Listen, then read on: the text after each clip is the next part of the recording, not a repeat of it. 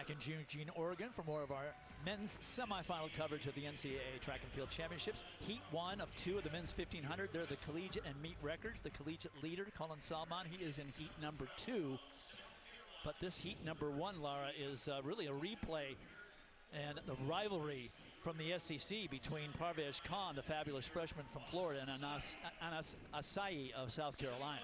Anas Asai, a Tokyo Olympian. He also competed at the World Championships for Morocco, a 2-time SEC champion. He was the runner-up at the SEC Outdoor Championships in the 800 and the 5K. Did not run the 1500, so we'll see if that pays off for him as he gets now to his specialty of the 1500. Then Parvesh Khan, the phenomenal freshman out of Florida who swept those titles of the mile and 1500 at the SEC Championships this year. 12 runners in each of these 2 heats. The first 5 across the finish line automatically qualifying to Friday's final. Then the next 2 fastest times over the 2 heats. So you got to try to run honest if you're not in the top 5, because you're going to need to get advanced by time. As you see the competitors, like I said, there's 24 athletes who got here to Eugene from the regionals, East and West regionals, 1 in Arkansas, 1 in Kentucky. And now they're really just cutting this field of 24 in half, trying to advance 12 runners to Friday's final. Parvesh Khan, as usual, in the back of the pack. He really likes to rely on that ferocious finishing kick that we have seen on display throughout his season. I like where Anas Asai is creeping up and making his move. He's really developed as a tactician over the last 3 years, not getting too tied up, not getting tied up on the rail as he experienced when he was part of the World Championships here just a few years ago. He's in a phenomenal position. Also loving the running right now of Gary Martin of Virginia. Back during the indoor season, he was right in the front pack with 50 meters to go and then got tangled up, went down to the track. So he was in fantastic form at the NCAA Indoor Championships back in March, has continued to progress from that over the outdoor season. 61.5 for the first 400. That's Damian Hackett, the junior from Cornell, currently leading. Gary Martin of Virginia is there, as is Thomas Palfrey of Oregon. Home crowd will like that. There's Anas Asai now moved up to 4th. Parvesh Khan still keeping his powder dry there on the outside. Now making his move down the home stretch to get better position, but also staying out of trouble by running in lane 2. Liam Murphy of Villanova looks incredibly comfortable. The 8-time Big East champion and cross-country All-American, really relaxed behind Gary Martin. Seeing a little bit of traffic there. That's Anas Asai and North Carolina's Ethan Strand battling it out to try to get there behind the lead pack. That's what you often see in these heats. They're so incredibly strategic. No one is out running fast. You have this type of traffic in there in those bunches, which gets really risky. Nick Foster of Michigan now right in it. This is where somebody needs to start making a charge to get some separation. Anas Asai doing a good job of staying out of that trouble up front. 2:02.5 at 800 meters. Asai now dictating the pace. Khan still well back in about 7th or 8th position, running extra distance to stay out of trouble. Remember, he's a freshman. This is his NCAA debut. This is different than the conference, albeit he's in a tough conference in the SEC, but this is a different kettle of fish moving up to the national championship level. There goes Liam Murphy right up into the front, looking to make his second NCAA Outdoor 1500 Finals appearance after finishing 11th last year in this event.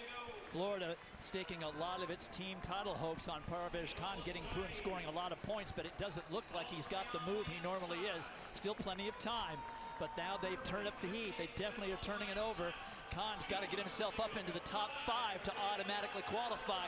He's leaving it awfully late, even for him, as he now starts the charge from the outside. Asai, he has got clear running in front of him. Here comes Khan on the outside. Strand is there as well. Remember, top 5 automatically qualify. And Khan races himself. No, he is 6th. 3:39.67. That's a pretty honest 1500 meter heat. But he has to hope the second heat doesn't go faster, or he's going to find himself watching this final on Friday from the stands. Liam Murphy winning the heat. Asai safely through. But I just did not see that move from Kahn with 300 meters like I'm used to. 53.5, the close from Liam Murphy, and Parvesh Khan had a little trouble, got boxed into some traffic at the NCAA qualifying meet at the regional. But look at this up front. This is where the experience comes into play. All of those guys up front have been at this level, have been at an NCAA outdoor championship before. So you see how those tactics and maintaining your poise, being able to take a move, make a move, take a risk at the right time comes into play. Anas Asai ran really smart. So did Liam Murphy. Ethan Strand, outstanding in qualifying as well. That was Damian Dilcher of Iona who outleaned Parvesh Khan for that 5th automatic qualifier. So we'll keep an eye on things. The bubble is 3:40.82. Khan has got to hope heat number 2 does not go faster than heat number 1, or he is out of luck in his first appearance at the NCAA championships. Okay, it's track and field. And we're going to go over to Dan and give you a little bit of field. Well, the first concluded field event of these championships, the men's hammer in the hammer throwing theater just south of the main stadium. This is Kenneth Akeji, the junior out of Harvard. On his 3rd attempt, he would blast one out there. 253 feet. He was the Ivy League Outdoor Champion, the Penn Relays champ. He was last year's NCAA defending champ, and he would finish 2nd today.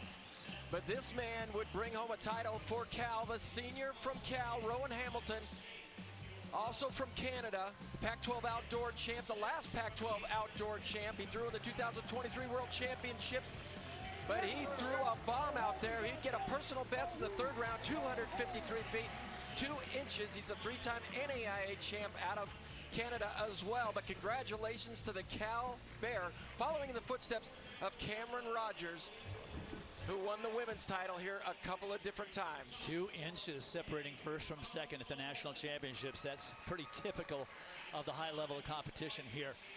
So it's not like Washington doesn't have enough good runners. They qualified 3 of them here, but they're all in the same heat. What the heck is that? I asked their coach, Andy Powell, about that, and he said, well, hey, it's just how it fell. This is how we're going to have to handle it. And these guys are used to running in the finals all together in a pack. That's typically how they like to force the field to run their race. So they're very comfortable in doing exactly that, as we saw on display at last year's outdoor championships. There is, of course, the indoor champion at this event. That's Luke Hauser, 2-time indoor mile champion. He was the first back-to-back winner at that event since New Mexico's Josh Kerr, a name to watch at this event when you're talking about the Paris Olympics upcoming.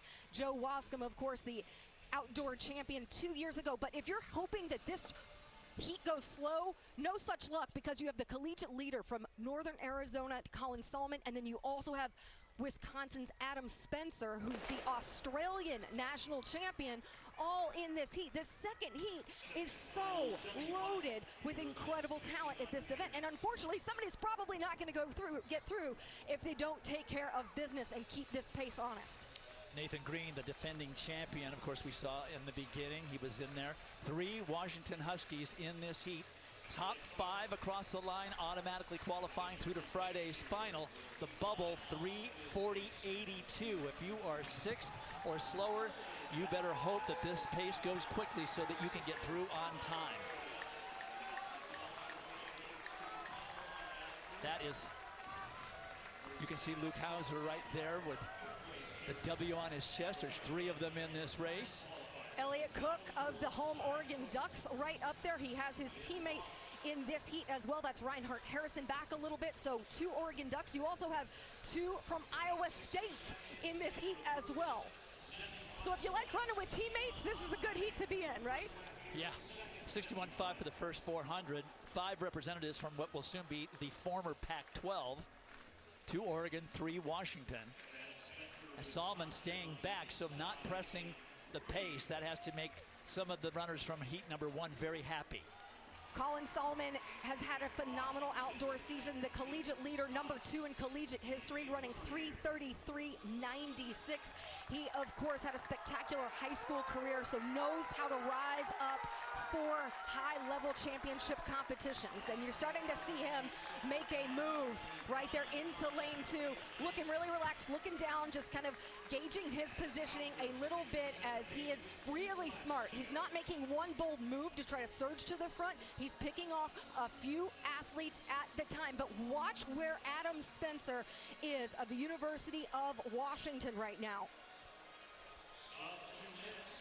Wisconsin, excuse me, thank you so much. Yes, so many Washington, so many Wisconsins, but yes, Adam Spencer won the Australian 1500 championship, and he said there was no pressure. He had everything to gain, nothing to lose. He beat out Olympic finalist Ollie Hoare at the Australian championship as he is making his bid to represent Australia in Paris. They were under 2 minutes at the 800-meter mark, quicker than heat number 1.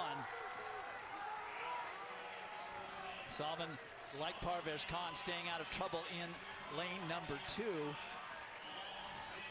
Nathan Green almost going out into lane number 3 so that he has room to run. There's the bell. There's a lot of runners in contention at this point, including 3 Washington athletes. Remember, the first 5 across the finish line automatically qualify to Friday's final. And Green has a threatening closing kick. Last year when he won, he went sub 52 on the final 400. Here they go. 2:57 at 1,200 meters as the Washington Huskies are making the move. There's Salman now challenging for the front. Still plenty of athletes in contention for those top 5 spots. I count 6 right now in that group. Someone is going to be out of luck unless they are running faster than they did in the first heat. All 3 Washington athletes are in that group.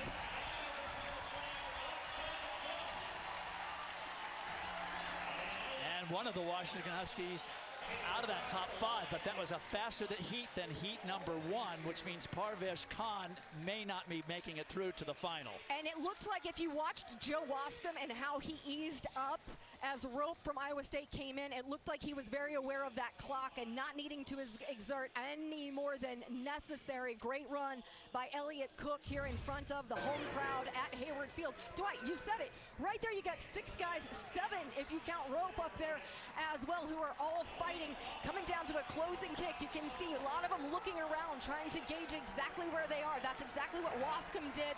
You nearly had a blanket finish among 5 guys to the close.